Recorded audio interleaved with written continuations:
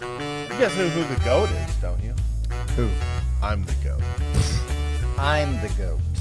I'm the goat. Hey, stop eating stuff, Bob. Bad.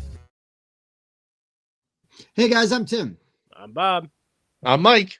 This is the Board Game Rundown, Snowy Edition. Well, we're filming this and it's snowing like crazy outside. There it is. Brace yourself for business. Anyways, we thought it would be, well, actually, Mike thought we should do a list of our top 10. We're each going to provide 10 games that can play 6 players that are not social deduction or party games. Oh, wait. Mhm. Oh, no. Totally. Bob's 5 went to 10, and then now is like maybe a schmevin. It's true. only added that disclaimer about 7 hours ago, so I appreciate your Facts. preparation. It's Facts. true. Facts. You said party games. You didn't say social deduction games. Now I have to take off all those social deduction games that I play. Oh, yeah, Every that's single, true. I gotta pull Yeah. every single one off my list now. Yeah, because I'm sure there's a ton of those on your list. Oh, shoot. This topic was requested by one of our patrons who's also in our Discord. So if you'd like to suggest some topics for us to cover, maybe jump in our Discord.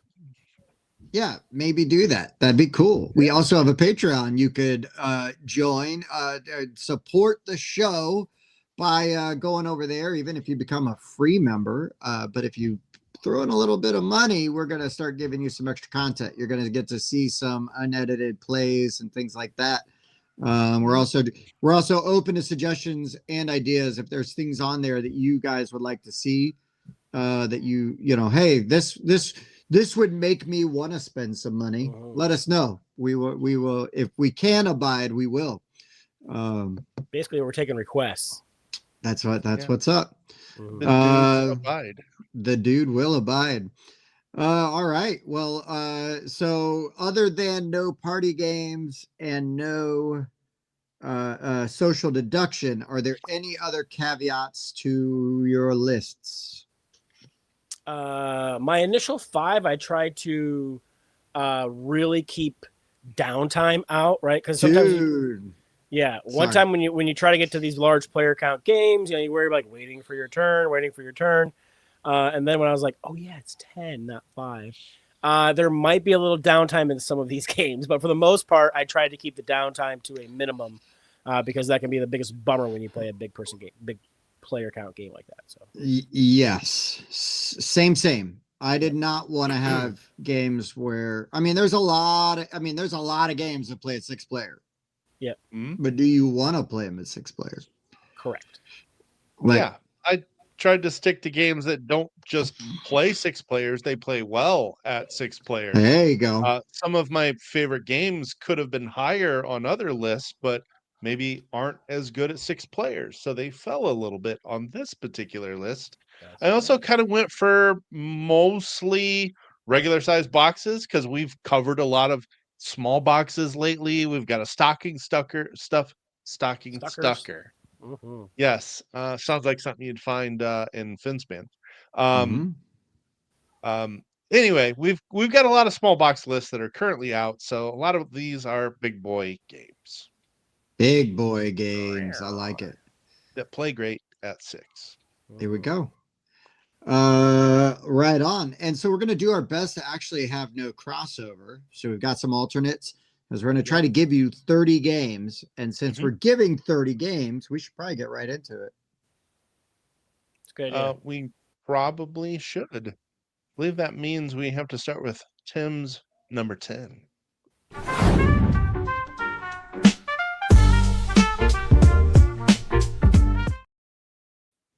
So my number 10 is going to be the longest game on my list, but I don't feel like the downtime is there like it could be in some of the other ones.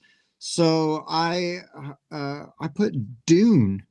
Dune, you need to play at a very high player count to really get like all of the vim and verve of it. Yeah, you want the factions going and you want all the interactions.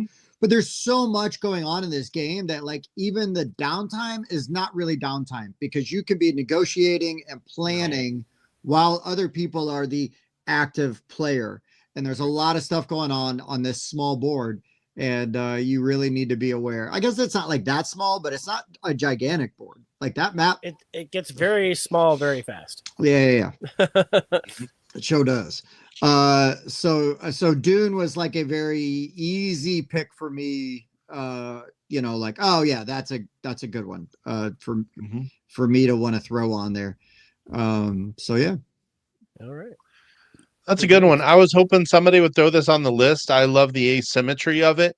Like there's different parts of the game where you kind of have your own personal income phase, and that's kind of dependent on the faction that you choose.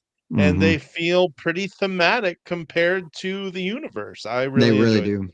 Yeah, man. They really do. And for those that don't know, you're basically you're one of many factions from the science fiction movie or story, and you're vying for control. There can be victory point. There's all kinds of different win conditions. Different paths to victory. Yes, depending on your faction. So, anyways, that is a main event game. You got to, especially if you got some people learning it, you gotta set aside some time for that one. But it is well worth it. Yes. I will. I will give a former teammate, show co-host Dan credit. When we played Dune with him, he had it ready. He had some really nice player aids done up, and he was very prepared. So definitely credit to him for doing that, because it made it a much better experience than it could have been. Right. Indeed. Yep. So all right. My number 10 is probably like the biggest oddball here. Originally created as a 2-player game, very popular 4-player format now, and a not so popular 6-player format that I really enjoy called Emperor. The game itself is Magic the Gathering. It's been around since the 90s. You can play normal 60-card decks. If you play Commander, you can still play that same type of format with a 6-player variant where you have like one Emperor in the middle, and you have 2 wingmen, and you're kind of like around a circle. You have a spell range of 1, so you can only hit people like adjacent to you and whatnot. Who can the Emperor hit? Format, and it helps to speed the game up. What's that? Who does the Emperor hit? So the Emperor, with your normal spells, you don't hit anybody. If you have creatures, you can march them to the people next to you, and then on your attack phase, you can attack from like your wings and whatnot. Got it. Okay. So a lot of times the Emperor will play things like Howling Mines, so everybody next to you is drawing more cards, or like things like that, like group hug types of stuff. So your allies are getting a benefit. But yeah, that's cool. We used to play a lot of Emperor back in the day when I was at Purdue.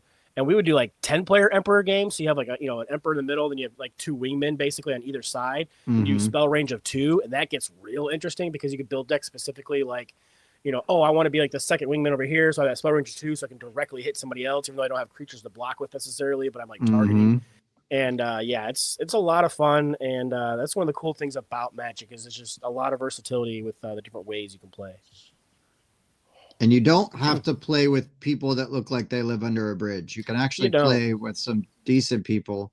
And with with those Commander precons they've got out right now, like you can go like just find one that's got like a cool theme you might like or whatever, or that just looks kind of interesting, and open up and play it. And a lot of them are, while you might not win a tournament out of the box, you can still have fun and be competitive. Right on. Good pick. All right, Mike. This was a tough list. There were a lot of options. I had to get a dudes on a map game here, and I decided to go with Eschaton, also a deck building game, and it melds these mechanics extremely well. In fact, the player count we played was 6 players, and I thought it played great. It didn't overstay its welcome. It was really like a 90-minute game really with Cheech. I thought it was fantastic at 6 players. So this is a deck building game, and you're starting with a basic deck of cards. All cards have these symbols on them, and they offer different things. They give you the ability to draw more cards, call cards out of your deck, add dudes to the map, or move dudes around the map. And ultimately, controlling these territories is going to give you the point totals that are listed on those territories. combination of your cards and those territories that you own ultimately will determine the winner at the end. This played great at 6. The downtime really wasn't that bad. Turns go pretty quick, although there can be a little AP when you've got a lot of guys you're flooding onto the map and determining where you want to distribute your movements. But it really still wasn't bad. Being able to play a learning game in 90 minutes at 6, I thought was a feat in itself. Eschaton is a great deck building territory control game. One of my favorite things about this is like while you do have that stagnant kind of market that's going on, there's just a lot of ways to cull cards out of your deck, and a lot of those culled cards are still going to be worth points. And I always appreciate that kind of mechanism in a deck builder. Well, and even though there's that stagnant market, there's that deck where you just top deck get cards out of. What is it, the seer deck or something like that? Where you can draw a bunch of cards, choose 1 or 2 depending on what your seer level is, and then yes. I was really tempted to put this on my list. I think I left it off specifically because, Mike, everything you said is correct. Or I agree with you. I mean, obviously you're correct. But I agree with everything you said. But my optimal player count would probably be like 4. I thought 6 was really fun, and I agree. It worked really well. And I was really pleased with how well it worked.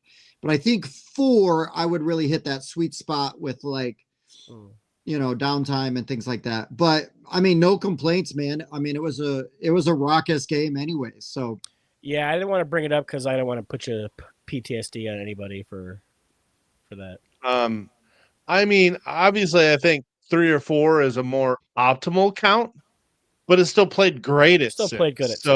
No argument. I was totally okay. I was feeling pretty strong about this one being on the list. So yeah, that's legit. That's legit, man. Yeah, I can definitely see how it would be better with a slightly lower count, but yeah, I got some other ones here that are like better at lower counts, but still play great at 6. So, all right, let's go back to Tim for number 9.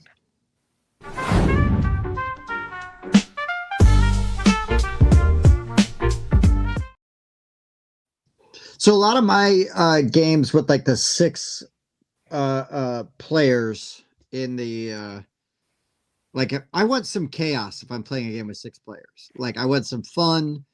I want a little bit of madness. I want a little bit of chaos. And I really think that Colt Express with the program movement, and I'm trying to shoot somebody or punch somebody, but then they move, up a floor or down a floor with that program movement and the way that deck goes and the way that you are planning all of that. And then you've still got the event, like your train might go through a tunnel and people might have to move and all these different things that can, provide sort of a variable with what you're dealing with.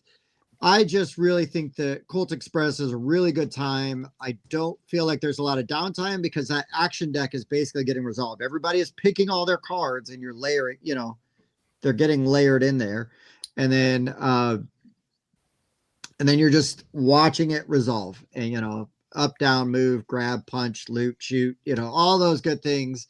And there's just a little bit of madness with but you've got agency, right? It's not just like pure randomness and like, oh, I couldn't even do anything. Like, no, you need to make educated decisions, and there is a little bit of reading your opponents, but man, Colt Express is just kind of a classic for me. I think it's really good. I haven't played it in a while. I'd love to get it back to the table, but yeah, it's a good time. I haven't played it. That's a classic I've missed as well. I've always wanted to. I've even got the DeLorean expansion for it. Nice. Well, so for my number 9, once you get past the setup, because it's definitely the most daunting part of this game, Mosaic, A Story of Civilization, is a fantastic 6-player civilization game where the turns are still pretty quick. So it's not like you're sitting around waiting for your turn to happen. And it's not necessarily dudes on a map, but when you get to the add the expansion in, that does add more of the war and destruction into it.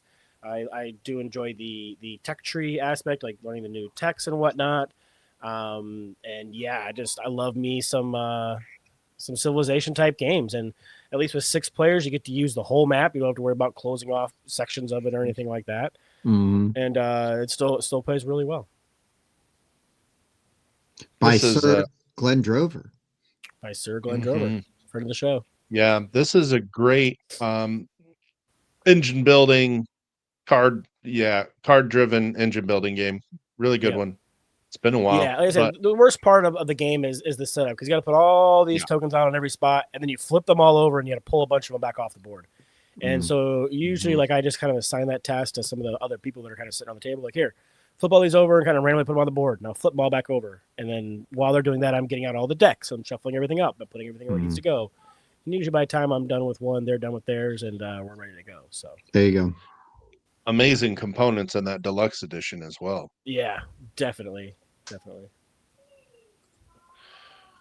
All right. I got one here that just plays excellent up to 7. And I am talking about the Great Split. There you go. The Great Split plays very well at high player counts and still will easily play in about 45 minutes. Yeah, I thought there was a chance Bob would put this one on his list. I couldn't deny how good this one was. I had it for much this higher than list. you, but I will mark it off. Yeah, it's really good. So you're basically going to start with these resource cards, and you are going to split them, and then you're going to hand some to your left and hand some to your right, and you're going to receive. Go ahead. Sorry, you're gonna have all your cards, and you have a split card. You're gonna put it somewhere in the middle and pass that whole stack to the one side, and then that person is going to pick either the front or the back half, hand you back the rest, and those are the cards that you get to. It's the I split, you choose. Yeah, Bob, you forgot to say actually. Yeah, it's sorry, Mike. Been like a year. It's been a while since we played, and I'm like, oh shoot. You're going to get those cards back, and then you're going to get these resources. You're going to take those resources, and you are going to move them up your track board. This looks way busier than it actually is, but these are all just tracks, and they're all different resources, and you're just moving them up your board. And at the end of so many rounds, you're going to start scoring depending how high you get these tracks up there. And then there's modifiers over here that multiply depending how high you get up these tracks. It just plays great at this count. It doesn't overstay its welcome. Yep. Even a learning game, easily 50 minutes or less at 6 or 7. Yeah, everything's simultaneous, so you don't have to worry about any kind of downtime or nothing. Yeah. And I find the tracks very satisfying. Like, I love, like, ooh, now I'm going to move this up and move this up. Oh, I cross this threshold. I get a little something, like, it's one of those that just feels really good while you're doing this stuff. I had this one all the way up at number 3, Mike. Oh, wow. Yeah. It's because combo. You said it's great all the way. It doesn't matter what player count you have. Even though the more the merrier. Yeah. Kind of gives me some of that combo goodness I like in a good roll and right. Oh, now I've passed this threshold, and it lets me move something over here as well. Yeah. I really like the I split you choose plus track movement. This is a great combo of those two mechanics. True story. That's factual. On to number 8.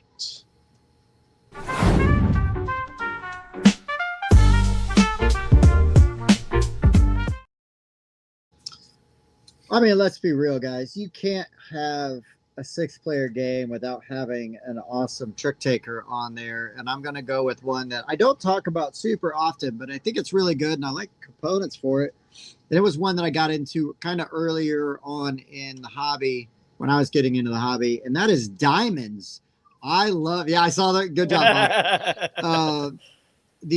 I just love the when you win the trick, depending on the card you win the trick with, is going to kind of give you an action, right? Like, so you can stash those diamonds behind your screen. You could steal diamonds that are from in front of somebody else's screen. You could put them in your vault. All kinds of fun things like that.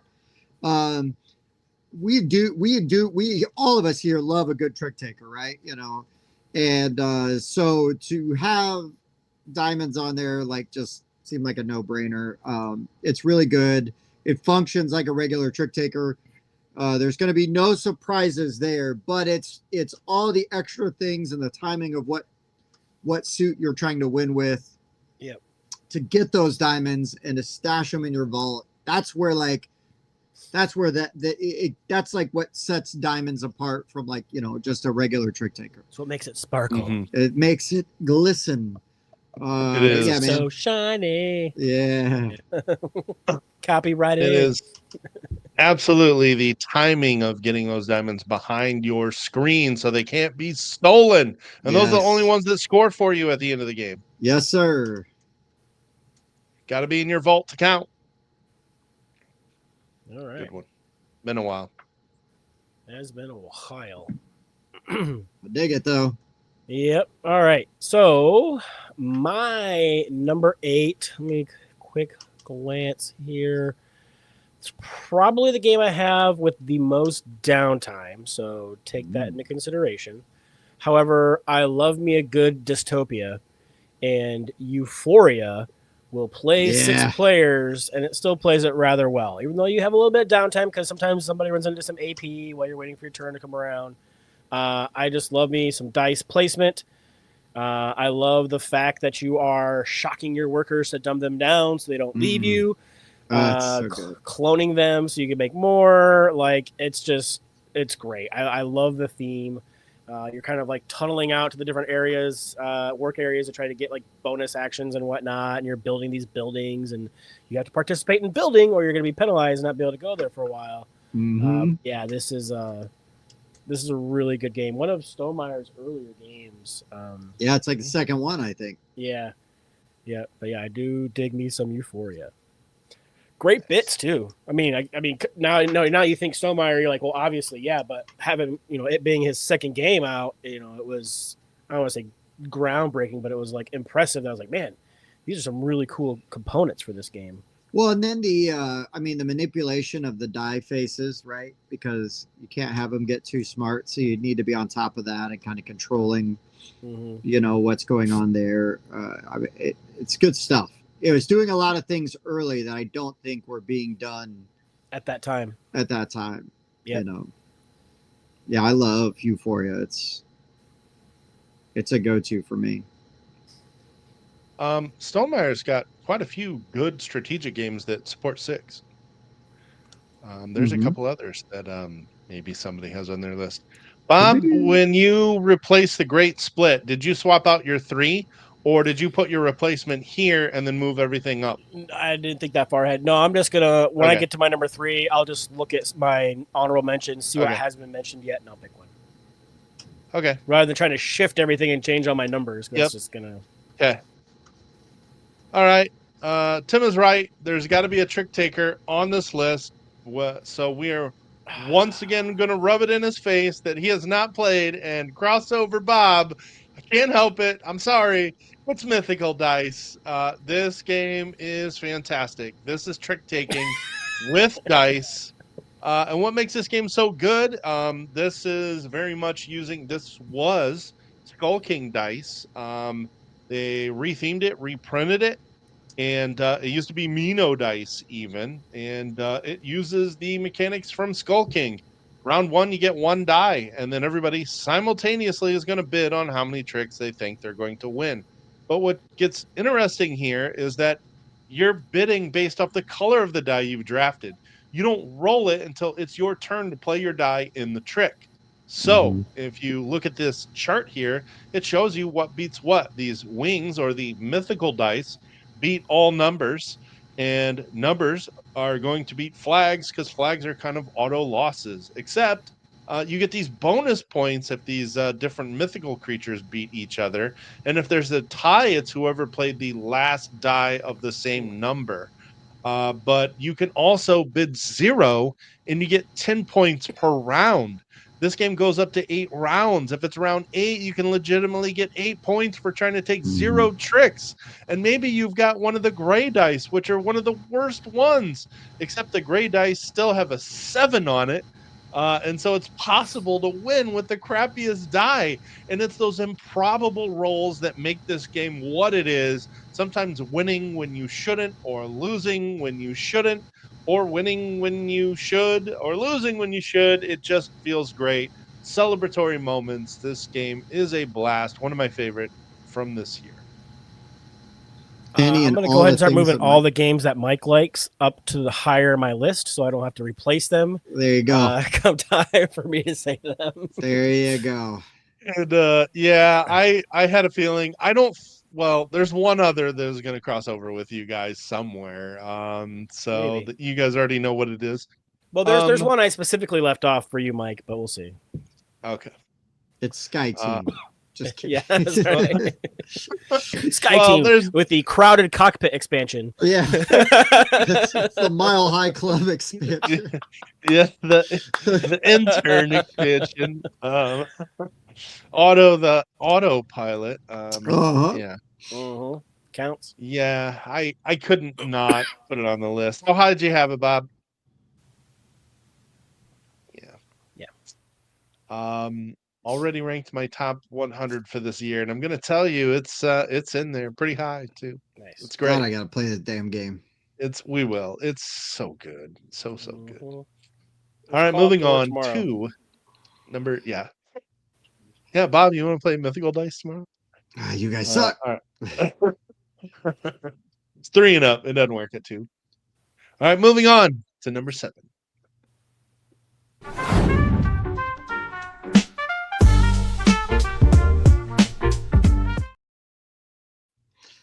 Okie dokie, Dr. Jones. I don't think I'm gonna step on anybody's toes with this one, and that's fine. Again, this game really sings at high player counts, and it's a classic.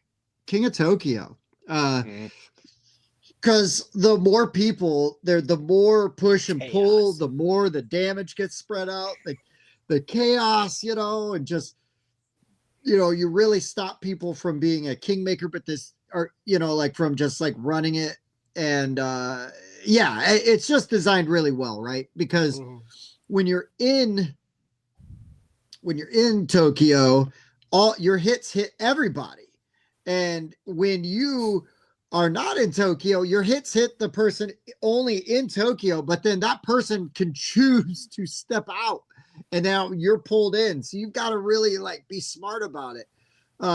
Really crazy, really fun, lots of good choices.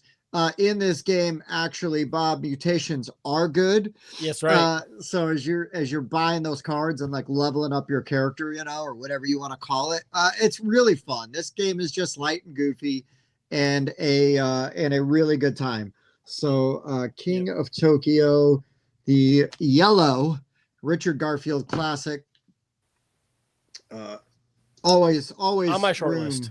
always room for me with this one. Love it. Great game. If you want a more gamery version, King of New York, also great as well. And then, can't go wrong either way. And the King of Tokyo Dark Edition is the best looking one by a million. It looks great. Cool start. All right. My number 7, when we first kind of started doing the show, I was way more into. I should say I played a lot more rolling rights and flipping rights and whatnot. And this is a flipping right that I just haven't played in a long time that I really enjoy. It plays great on any player count, but Welcome to. Pick a version. They've got Christmas versions, Fallout versions, normal versions, Vegas versions. Like, there's just a ton of them. And you're flipping cards and you're choosing. I haven't played Welcome to the Moon, but that's fine. You're marking all these down like on your houses and whatnot, and trying to score via like sets or pools or whatnot. Each little thing has its own kind of scoring condition, and you play until people fill up and they can't play anymore, and then you add up your points. There you go. That's the version I'm used to seeing. But yeah, it's just it's just a great game that you can play with 10, 20 people, and it's not going to matter. It's not going to increase your play time at all. Right. That is true. Yeah, this one is great at all counts for sure. Yeah, I've definitely thought like you could take this like to a convention or something and use some sort of like a projection thing, right? That's got like a camera that you project it on a wall, and people could see, okay, here's like a parks and it's a 2, a pool and a 3. or a fence on a 10, and then people are for the other thing. Mhm. You get like 2 or 3 minutes to do it, and then boom, move on to the next one, and yeah, good times. Used to play that quite a bit back in the day. Just haven't had a chance to. It was super popular for a while, a real while. Yeah, I've got it somewhere. Yeah, I got a whole bunch. You know, Bob, you're right. A good flipping right at higher player counts when you've got simultaneous play always is a great way to go. But I went with a pretty crunchy one here, and I am going to talk about Hadrian's Wall. Ooh. This is kind of one of the beast of flipping rights that are out there. And basically, you're flipping a card and you're basically assigning resources. So you've got different resources that you're going to get, and you're going to use that for this thing here. Uh, you got to work left to right, and there's a lot of combo scratching where this thing gives me this symbol, and now that I've got those symbols, I can go down here and I can scratch down here, and once I've scratched this off, now I get a free scratch over here. I love that stuff in games, and this is just like combos plus turn efficiency, resource management galore. And there's so many different strategies you can take here. I just feel like there's a ton of different ways to play it.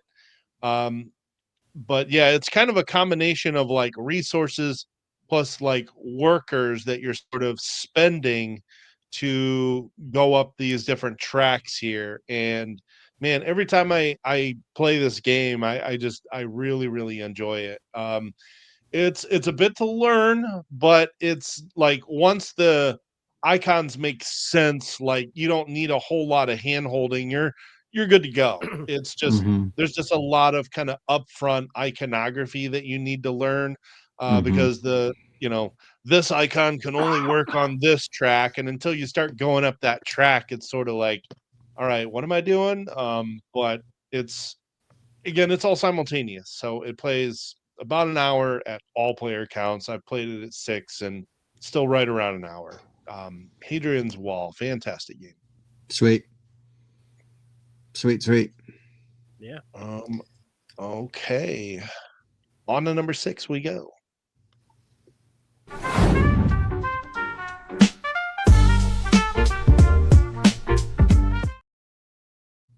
There's nothing like a good deck builder with no analysis paralysis because of the market.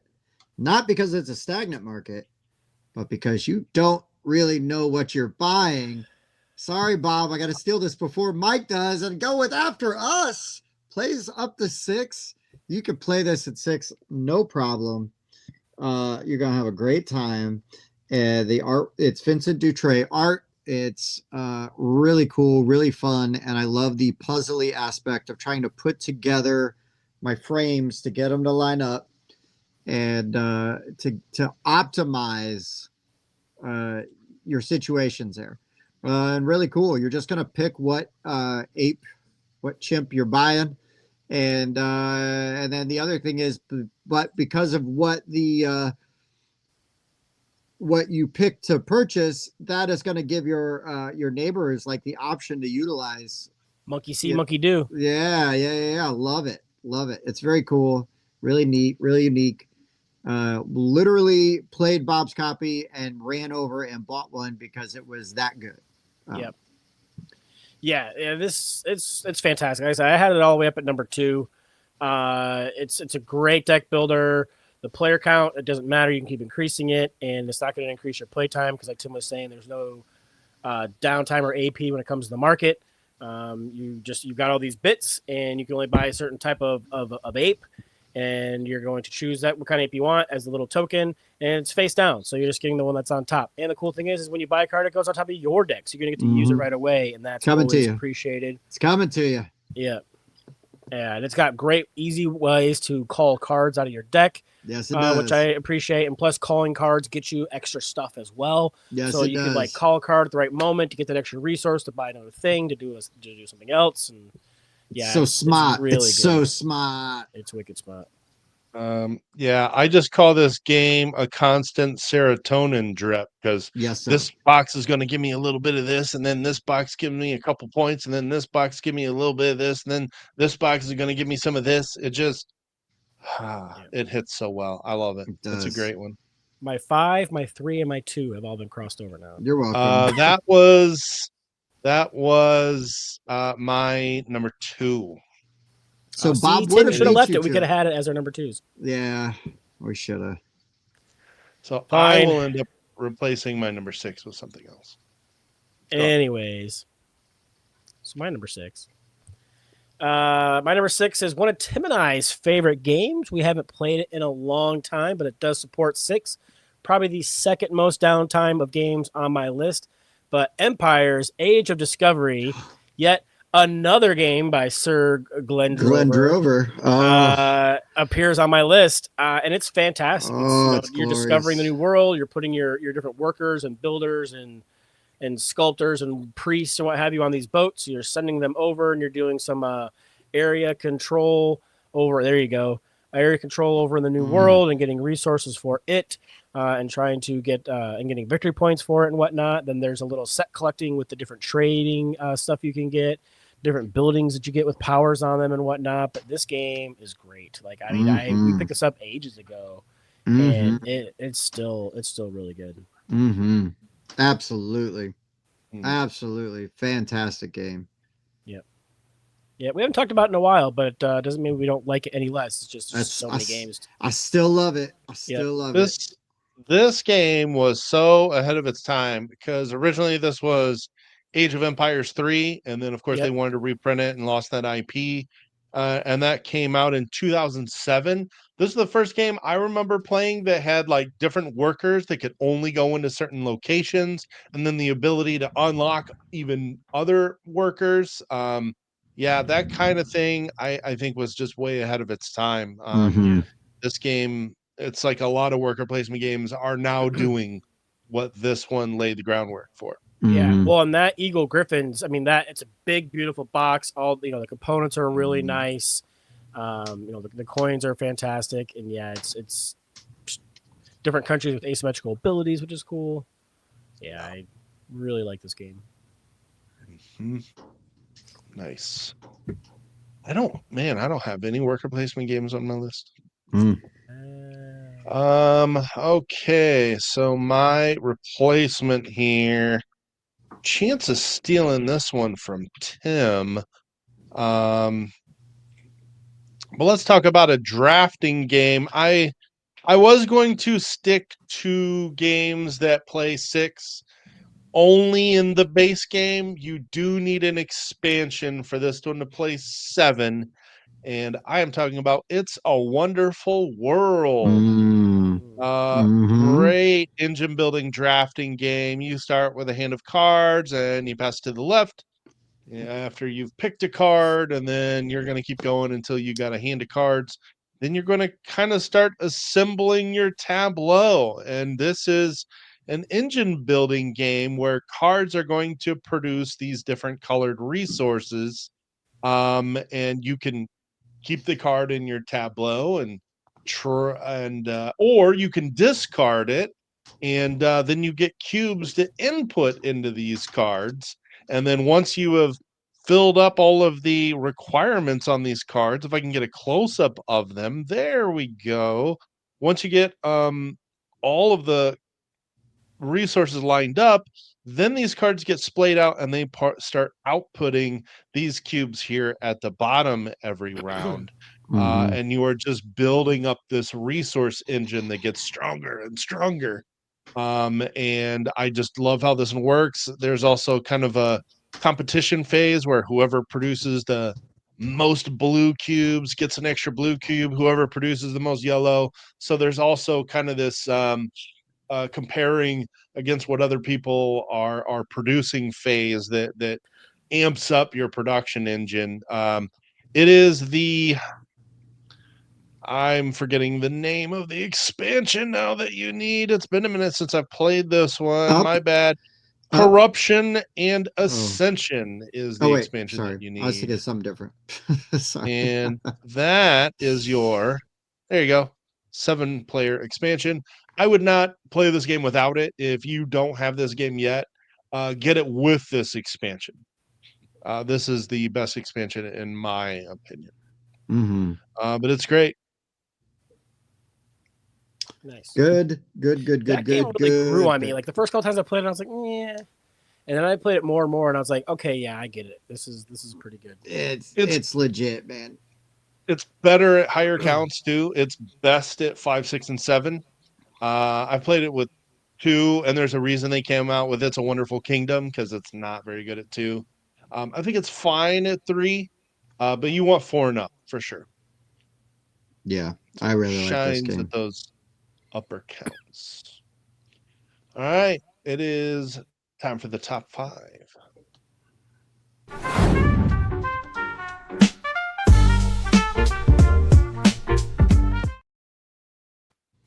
All right, my 5 I know will be safe from crossover, so nobody will be mad at me for this one.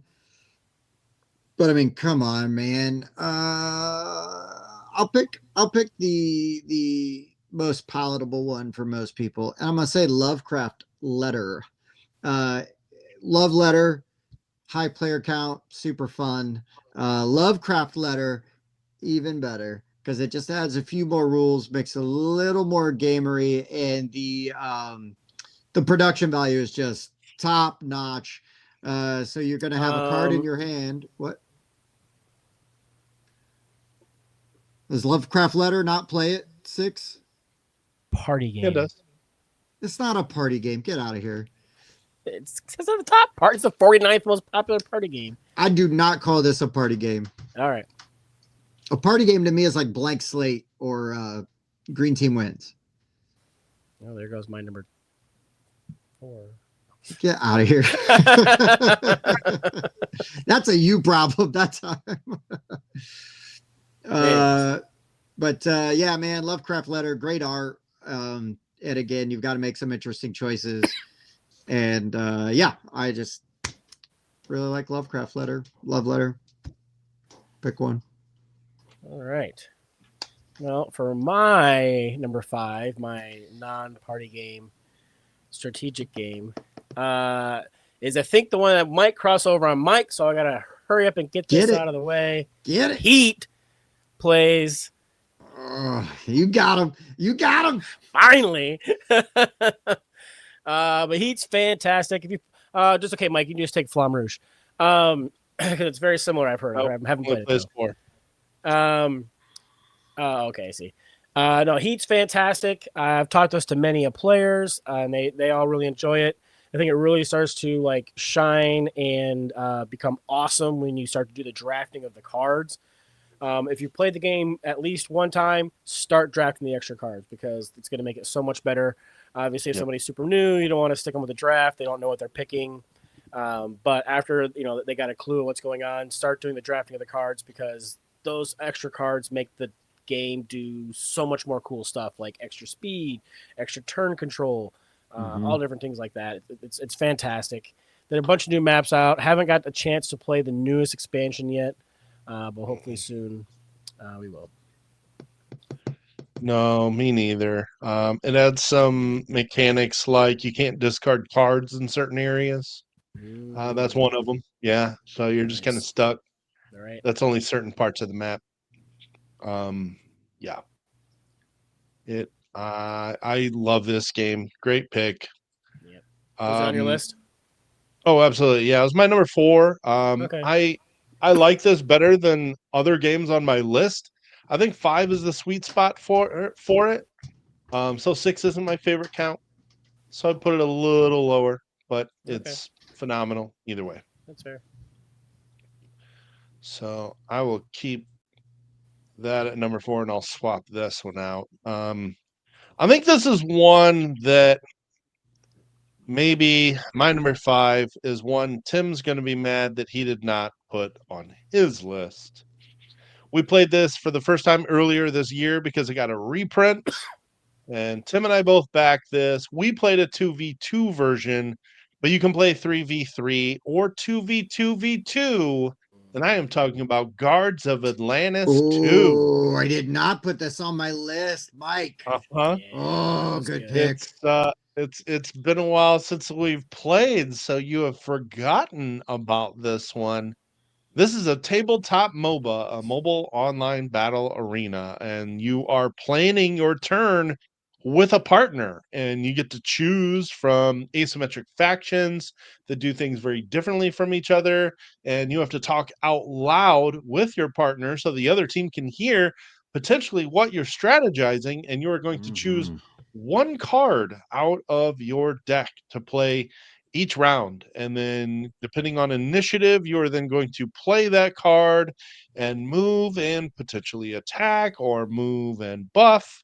And then you play that card and it gets slotted onto your board.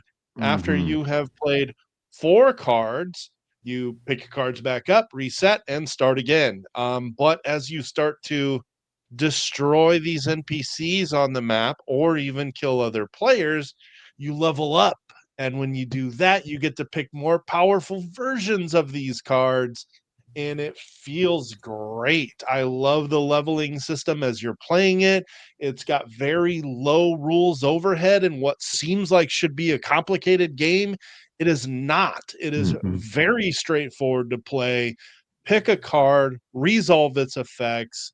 Everybody does that. Repeat until somebody has eliminated one of the players. And it is, man, this game, I absolutely love this. I can't wait to play this again. I especially want to try other different factions, of course.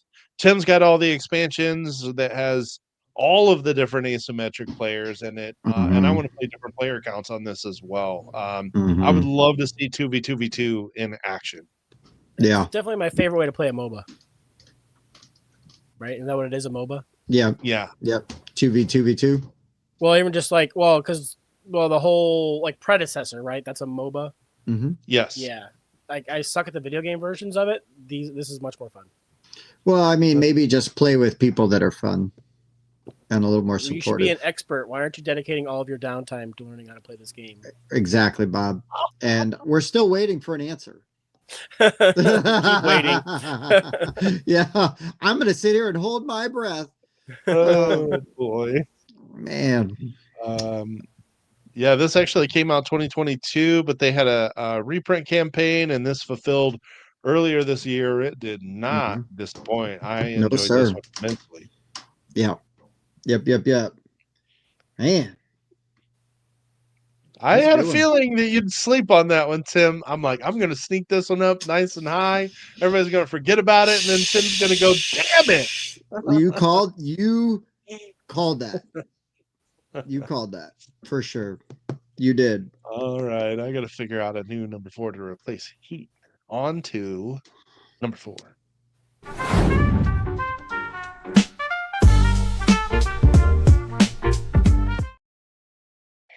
Ooh, we're getting down to the good ones. I'm gonna say pick your flavor. Either Marvel Remix or Fantasy Realms. But man, you want a really solid game. Plays really well at the high player counts. Not a ton of downtime. Kind of similar to Love Letter in that you're going to draw a card. You know, you're going to either keep you got to decide like where are you discarding this card to. You know, and when that discard pile fills up, you know, when it gets to I think it's like 10 cards. Maybe it's dependent on the player count, but anyways, when that thing that's your game end, and so you can rush game end. In Fantasy Realms, you're trying to build these combinations of cards. They're going to give you different points. Marvel Remix is a little more straightforward, and you're kind of just tag chasing, but it's so fast, and the tags make sense that I really enjoy that version. But I think if you got Fantasy Realms or Marvel Remix, you're in good hands either way. I think you're gonna have a great time. I just think it's a great game, and I absolutely love it. So take your pick. Yeah. You can't go I wrong. have Yeah. this version. I've played Fantasy Realms quite a bit. I bought Marvel Remix based on your guys' constant like fawning over it. I got to play it. That's all right. I We'll feel get to like play this it. is strongly the better version because I always felt like the wilds were a little finicky in Fantasy Realms, I feel and like the scoring is a much wider spread, which can make it kind of less palatable for newer players. But I I think I think remix is the superior version, but I think if agreed. you got either one, Hmm. I think you'd be fine. But not Yeah, everybody's into the Marvel thing, right? So you go with that very generic fantasy for yeah, fantasy rounds, and you're still in Mhm. good shape. yep. But If you I know somebody prefer not into in the Marvel, you should just remix. cut them from your life because we don't need that kind of negativity. Woo, girl. Yeah, gameplay is exactly the same beside wilds, and yeah, theme. Correct. All right. My number 4 takes 2 games I'm very meh on and makes a game that I enjoy quite a bit. Between 2 Castles of Mad King Ludwig is Yes. fantastic. Yes. Um, Big player counts makes it better because you're really just kind of working with the people next to you. I love the fact that you're scoring your lowest castle, not like your best one. So you can't just like neglect one, and you got to kind of work on both of them to keep both their scores up and whatnot. A little bit of a barrier with the iconography, but once you get past that, this is a ton of fun. And the gameplay, it just kind of keeps moving. There's no downtime because everybody's doing stuff all the time. Yeah, this is definitely the better of the 3, right? Because it takes the 2 and makes them together, and it's the definitely the improved version. Mm-hmm. This is the game you guys have been fawning over for years that I still haven't played. Oh, I love this Oh game yeah. so much. I love this game.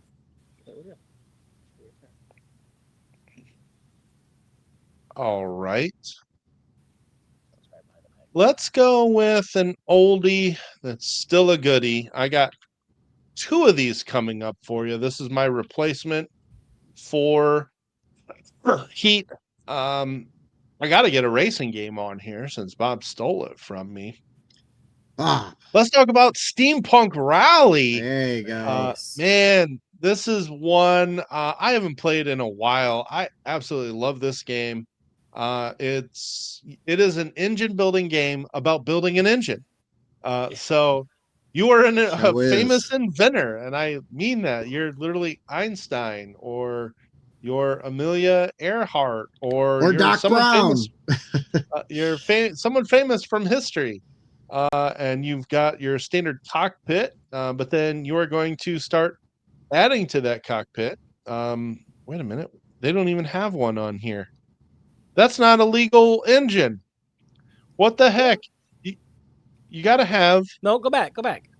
Did I miss it? Yeah, Marie Curie, right there. Well, there, but in here, Right there, the Wright brothers. oh, there it Yep. is. Okay, Yep. I was gonna say you got to have your cockpit if because you're all right. So you're drafting, right? You got a hand of cards. You can discard it and you can get the dice, or you can keep it and then you immediately attach it to your cockpit. And so you're adding this like steampunk engine here, but you're eventually going to have to roll the dice during the race phase and add those dice into these inputs to get these outputs. These wheels move you around a track because you are racing. So, of course, the first person across the finish line wins the game. But you can take shortcuts. And when you take shortcuts, you go a lot faster, but it's not as safe. If I could find the actual board, I hate when I go through like multiple pages and can't find the board of the game. Um, there we go. Jeez. All right. So, if you take a shortcut, it's dangerous and you start losing pieces off of your engine. You can Mm-hmm. heal it. There's ways to repair it, but if you lose so many pieces that destroys your cockpit, ooh, yeah, that's not good. You fall all the way to the back, and then you got to start over. But sometimes it's fun adding all of these huge tons of pieces to your engine and just seeing if you can make it work. And other times it's fun just going as fast as you possibly can and seeing parts flying off of your contraption and hoping that you survive it. Mm-hmm. I love this game. Even at 8 players, it only takes about an hour. Steampunk Rally, been too long, but still a fantastic race engine building game. Yeah, I love like the theme of this and that whole visual that you're like coming down this hill and the pieces are just flying off this thing. As long as your cockpit can like make it across the finish line, like you can still win. Like Still counts. still counts, man. Yeah. I just think that's awesome. Yeah, 4 different decks you're drawing out of that generate the different dice that you Yep, you need, can and discard them for gears. putting those, and then the way you got to like vent your cards, and you're hipping the dice down to remove them, because otherwise they're stuck on that card until you vent them off of your contraptions. It is a great game. I am not mad at Definitely, all and the putting that. steampunk's not just slapped on it; it feels steampunky with the whole It having to does. vent, pip your dice down as you're letting that steam out and letting the thing kind of cool down so you can use it again. Yeah, it definitely feels steampunky. Yeah, it good does. And all those inventors that I skipped over trying to find a race, Mary Curie, and there's so many. There's so many to There's pick so from. many different ones. I Yeah. think there's like probably what 15 or so, 20. Yeah, and I And still if you haven't got even the, played the Fusion expansion. I haven't even touched I was yet. gonna say, if you have the Kickstarter, it's like there's even more stuff, right? Yeah, there we go. Edison and the Wright brothers, of course. Yeah, it's really good. Sorry, guys. It's all right. I'm trying. You're working through it. You're working through it. You're doing good. Top 3.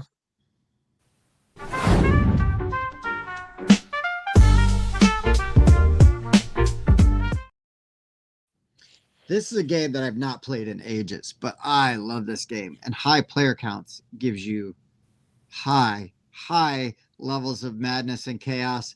And I'm talking about Epic Spell Wars, because you are like basically only attacking your neighbor, like, but sometimes you can fire off across from other people, or maybe the spells will roll over depending on the spell. And like you're getting these cards, you're getting these spell components, and then you are you're gonna lay out your spell. You know, and it's gonna have different levels, and the art is all kind of crazy and like feeds into each other. But man, you get like all of this madness. You get these wild things, and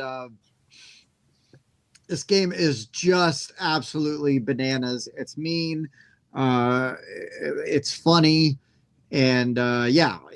I just love the craziness of Epic Spell Wars. I love the art. It looks like a Rob Zombie movie. Yeah, it does. Yeah. Yep. Yeah, it's a little subversive, you know, and I think I'm drawn to that as well.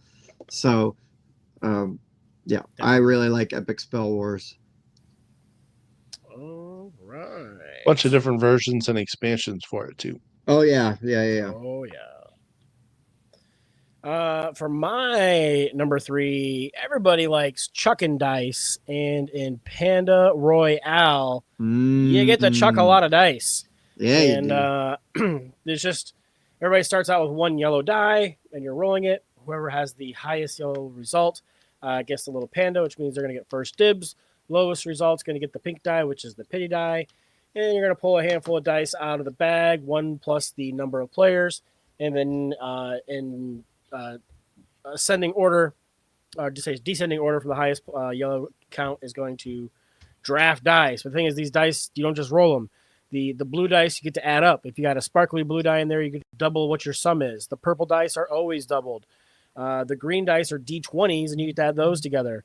But then you get these red dice, which are the magical dice, in my opinion, because you're going to roll these dice, and some of the numbers are white and some of the numbers are black. You're going to add all the white ones together. You're going to subtract the number of black ones, and then you're going to multiply whatever that sum is by the number of dice you have, which can lead to these big, crazy, huge turns, or positive or negative. And it's just a bunch of fun.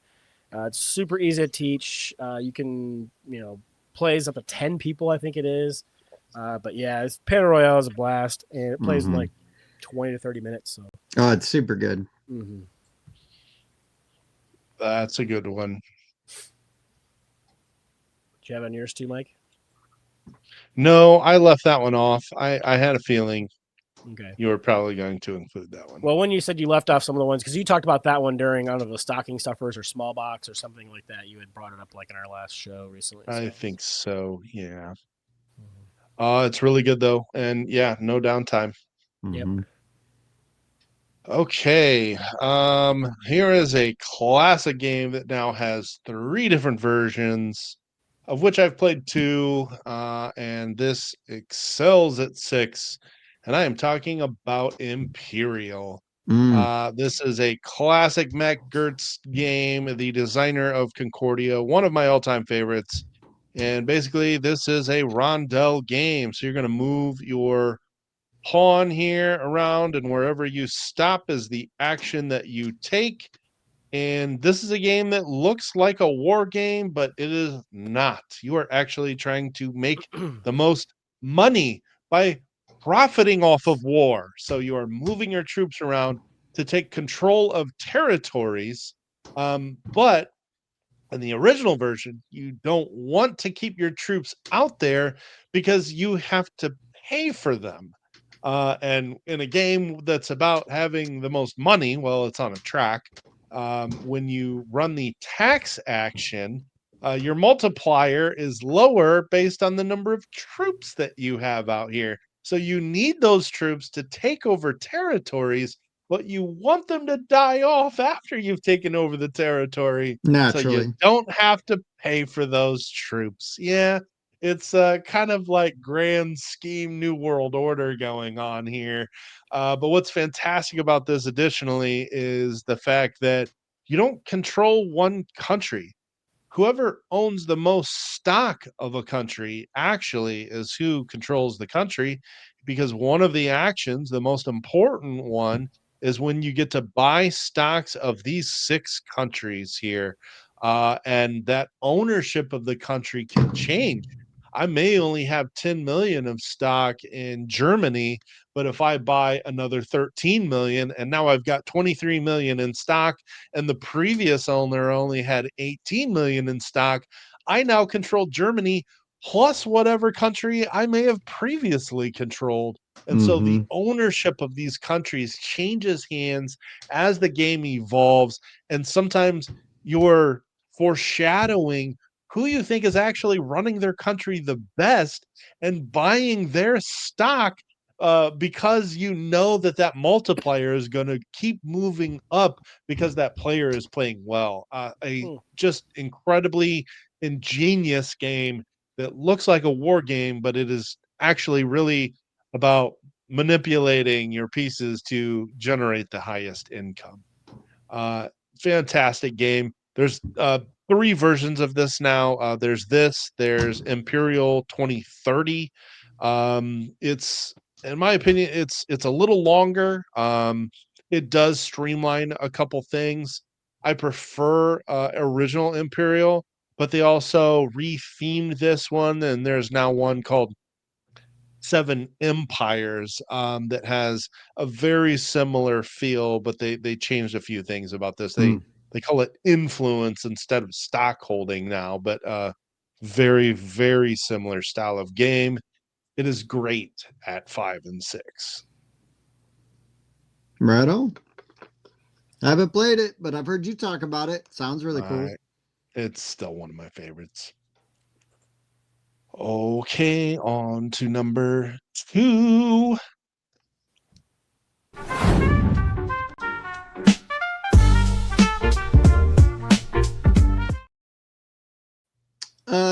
My number 2 is the newest to me game. It has had other names before, but good God, Take 5.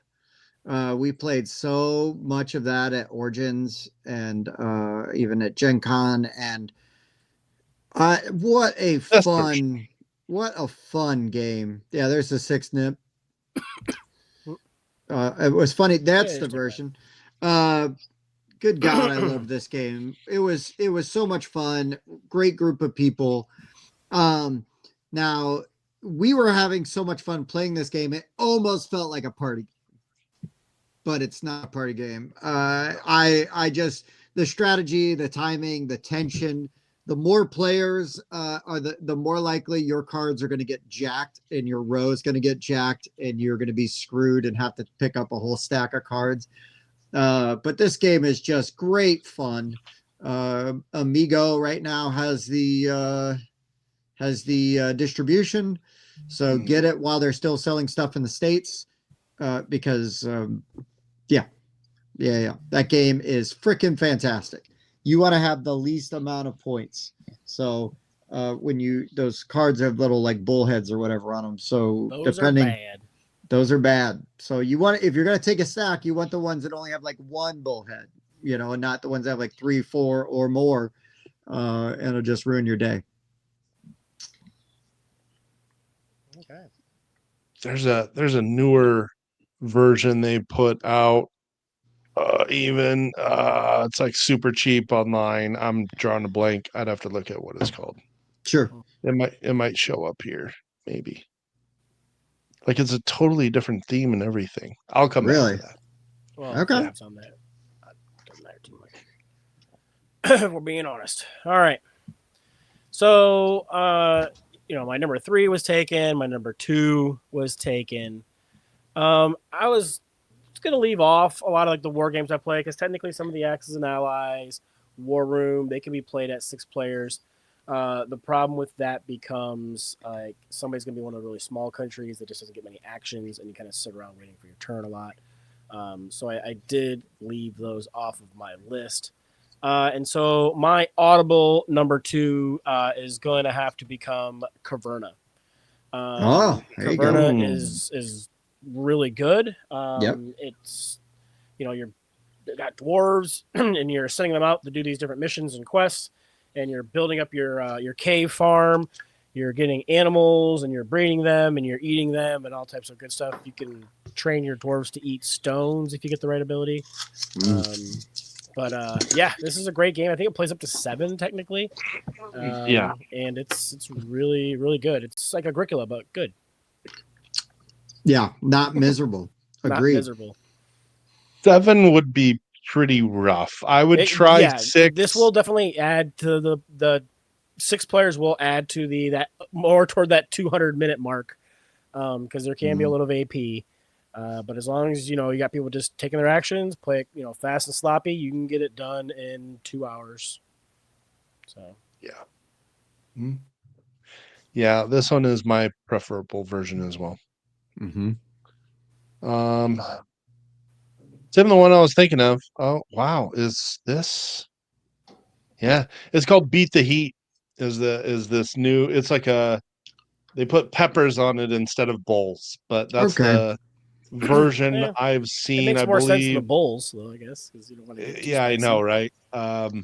Hasbro, I believe, has the license for that one, so I just want to make sure I do that out there. Same game though, plays up to 10. Don't hate it. I don't hate it. Yeah, that's fine. Okay.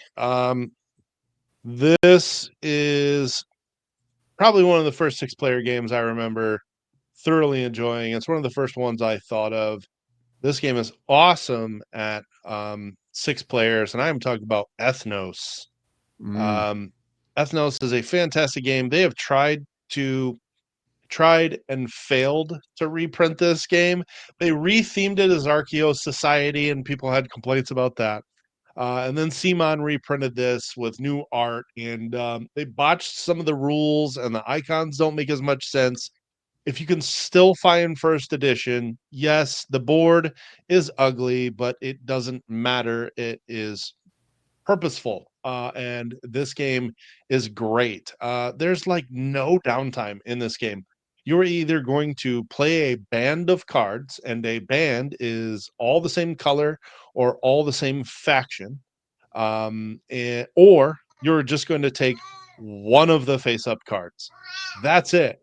Turns fly. I mean, literally, a turn can take 5 seconds, and then I definitely can't talk through D'Artagnan doing I he's just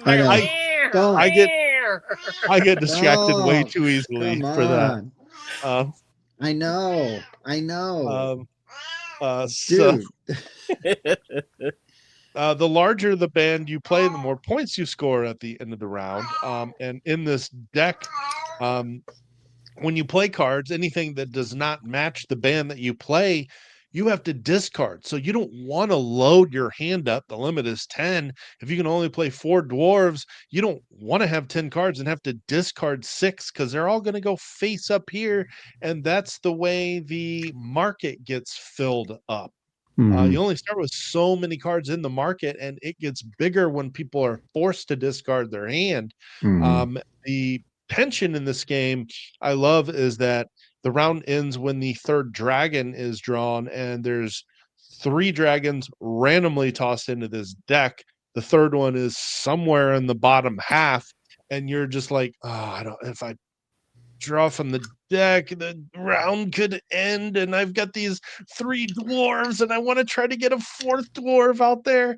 But every time you play a band of cards, this is also a territory control game. You get to put a control marker out onto the board, and of course, the more you want to have more than other people because you're doing an area majority game.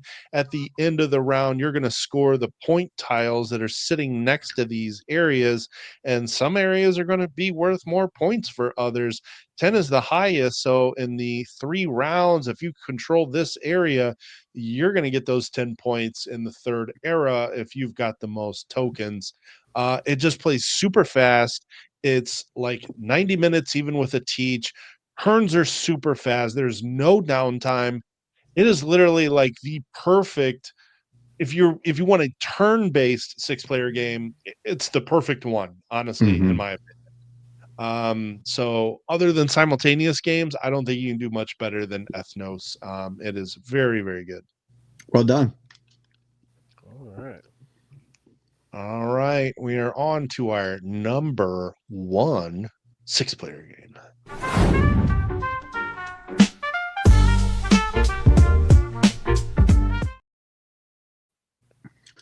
I have perhaps the perfect 6-player game. The best, nay, the greatest 6-player game ever created. Territory control. Very little downtime. Fast turns. I'm talking about tumbling dice. You were going to flick them dice down onto the little scoring areas. And that's why it's territory control. Oh, my goodness gracious. I absolutely love tumbling dice, and you can play this. It's super fun at just about any player count. I don't care. Party game what? It says what? Yeah, says no. It's a territory control game. Okay. You need to have your dice on those specific areas. So your pieces need to be on those areas with you higher strategically values. Flick your dice with just the right amount of flickery. I mean, if you're doing, unless you're playing like Reed does, and you just that's right. Assassinate people. Yeah, the Canadian assassin. There we go, man. Look at that territory control action. Tim sucks. Oof. Yeah. Googs is good at it though. But look at that. Look at that. Look at that. The Mingo. Just killing people. Killing people. I start showing pictures when we talk about this. I'm like, no.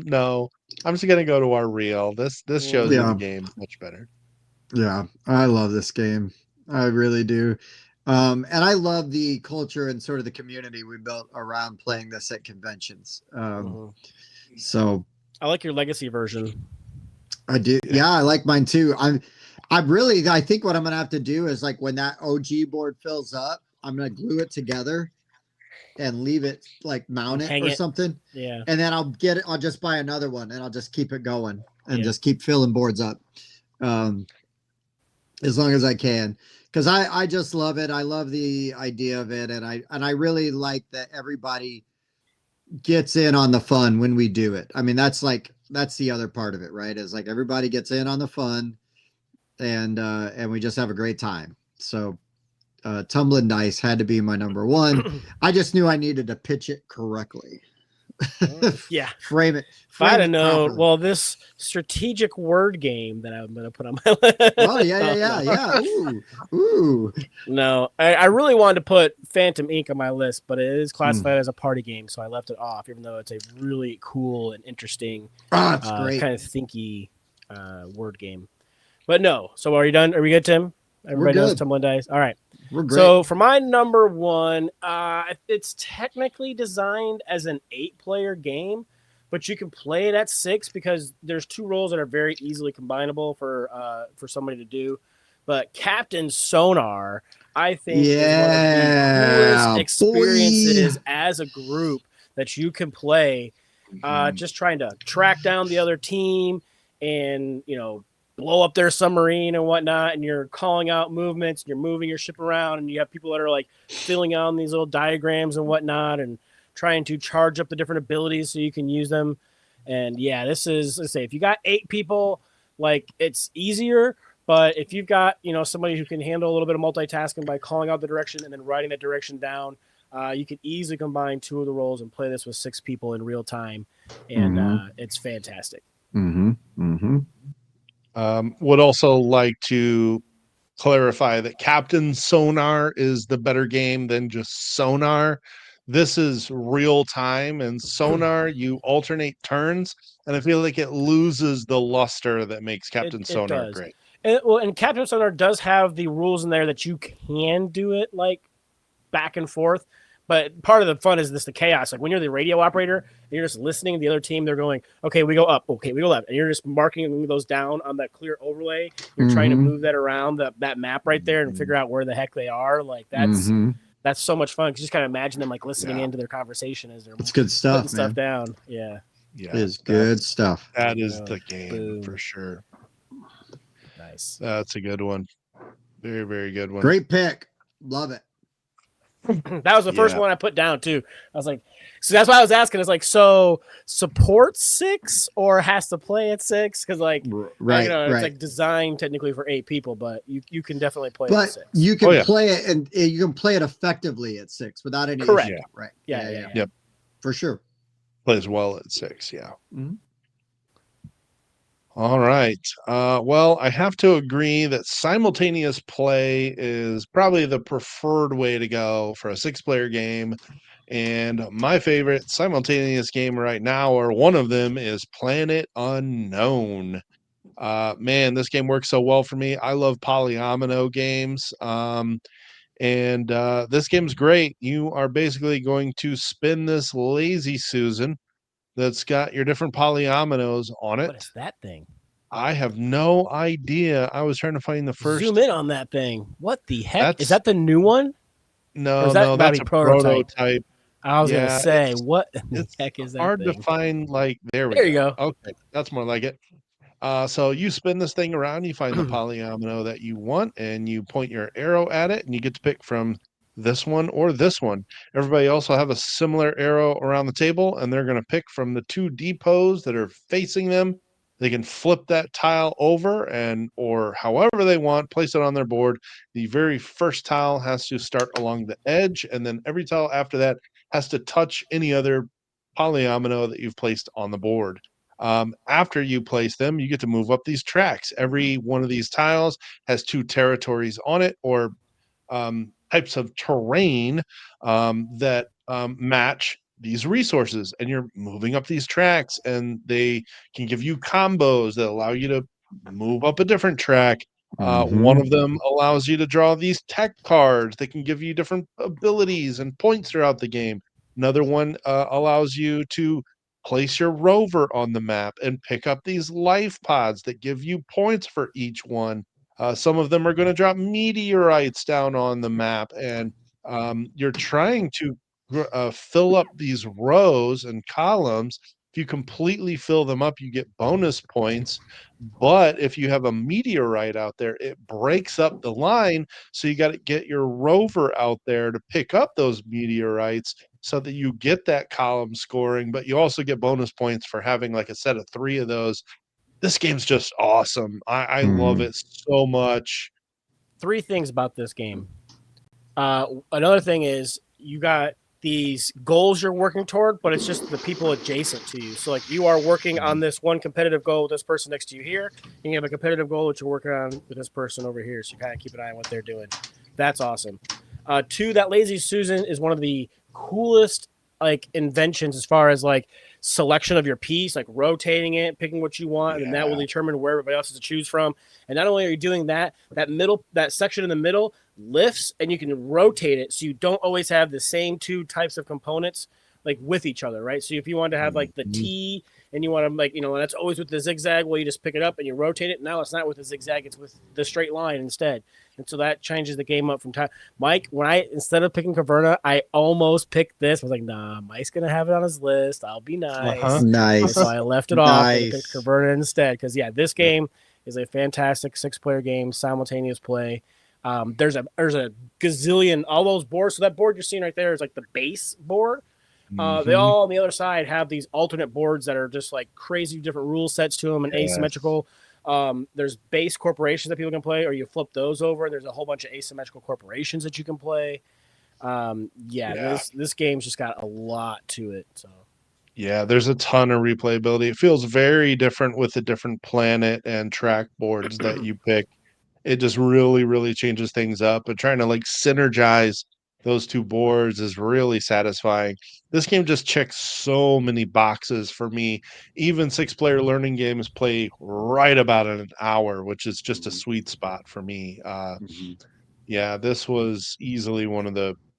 I knew this was going to be my number one as soon as we talked about this list. Right on. Sweet. Well, that's our 10. That's our 10. Let's do a real quick recap.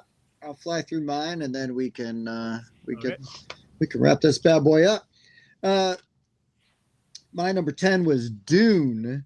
My number 9 was Colt Express. My number 8 was Diamonds. My number 7, King of Tokyo. My number 6, After Us. My number 5 is Love Letter. My number 4 is Fantasy Rounds or Marvel Remix. My number 3 is Epic Spell Wars. Number 2 is Take 5. And my number 1 with rolling die is Tumbling Dice. All right. My number 10 was Magic the Gathering. Number 9, Mosaic, A Story of Civilization. Number 8 was Euphoria. Number 7 was Welcome To. You can kind of just pick one because there's a whole bunch of them. Whole mess of them. Yeah. Number 6 was Empires, Age of Discovery. Number 5 was Mythical Dice, but then it became Heat. My number 4 was Between Two Castles of Mad King Ludwig. My number 3 was The Great Split, and became, where'd it go? There's Panda Royale. My number 2 was After Us, and that got changed to Caverna. And my number 1 was Captain Sonar, the underwater epic. My number 10, Eschaton. My number 9, The Great Split. Number 8, Mythical Dice. Number 7, Hadrian's Wall. Number 6, It's a Wonderful World. Number 5, Guards of Atlantis 2. Number 4, Steampunk Rally. Number 3, take your pick between Imperial 2030, or Seven Empires. Number 2, Ethnos. And number 1, Planet Unknown. Nice. That's 30 games for you. 30 games that can handle 6 players that are not party or social deduction. Well, yes. 28 games that are not party games. No. Look, when you're playing with me, it's a party. So I get why you feel like, oh, is that what? Wow. Yeah, you're having so much sense. fun. You feel like it's a party game, but it's Right. actually not a party game. Okay. Actually. So yeah, man. But great list, good idea. I'm really glad that we got together to do this one tonight. So it's a good time. Please let us know in the comments, what are your go-to 6-player games and why? what is the reasoning behind your list? I mean, that's always good too, right? Context is key. Don't forget, like, subscribe, hit that thumbs up, all those things. Please join us on the Discord. Find us on Wednesdays live, 8 p.m. Eastern Standard Time for our Whiskey Wednesdays, where the whiskey is optional, but attendance is mandatory. Anything else, boys, before we wrap this bad boy up? You nailed it. Sometimes. Yeah. All right, guys, for the board game rundown, I've been Tim. Bob. Mike. Thanks for watching. We'll see you next time. Do you like to party? I do like to party. I also like to party. I like to party. A 7.3. This is a great party. Repeating. We should party more often. I do like to party. Okay. I also like to party. I also like to party. I like to party. I like to party. We should party more often. Okay. This is a great party. Okay.